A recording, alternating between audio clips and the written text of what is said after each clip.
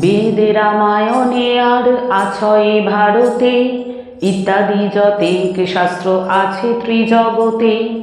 আদি অন্ত মধ্যে সব হরি গুণ গান, সর্বশাস্ত্র বিচারিয়া কহি পুনর্বার। শ্রীমহাভারত গ্রন্থ সর্বশাস্ত্র সার।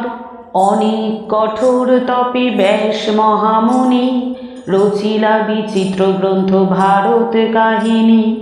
শৌনকাদি মুনিগণ নৈমিষ কাননে, দ্বাদশ বৎসর যজ্ঞ করে এক মনে।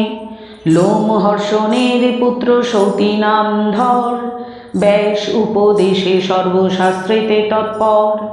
ভ্রমিতে ভ্রমিতে গেলা নৈমিষ কাননে, শৌনকাদি মুনি যজ্ঞে রত যেইখানে।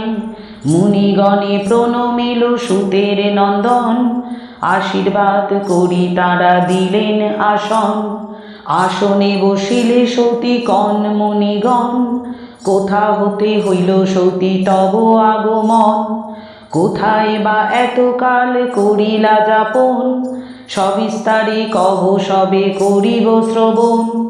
মুনিগণ প্রশ্ন শুনি সুতের কুমার, সবিনয়ে করপুটে কহেন বিস্তার।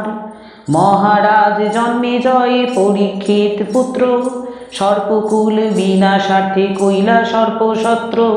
সেই যজ্ঞে মুনি শ্রেষ্ঠ শ্রী বৈশম্পায়ন, ব্যাস বিরচিত কথা করান শ্রবণ।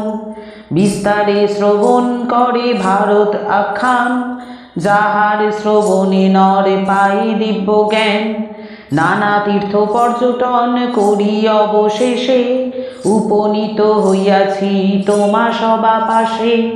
সূর্যাগ্নির সমতেজা তোমা সবা জনে, ব্রহ্মরূপে অবতীর্ণ নৈমিষ কাননে। ধর্ম ইতিহাস কিংবা পুরাণ কাহিনী, শ্রবণে মানুষ কিবা কহ মহামুনি। আদেশ করুন আমি করিব কীর্তন, যাহার শ্রবণে সর্ব পাপ বিমোচন। সতীর বচন শুনি কন মহামুনি, তব তাত সুত ছিলা সর্বশাস্ত্র জ্ঞানী। নানা চিত্র বিচিত্র কথন পুরাতন, সুত মুখে বহু শাস্ত্র করেছি শ্রবণ।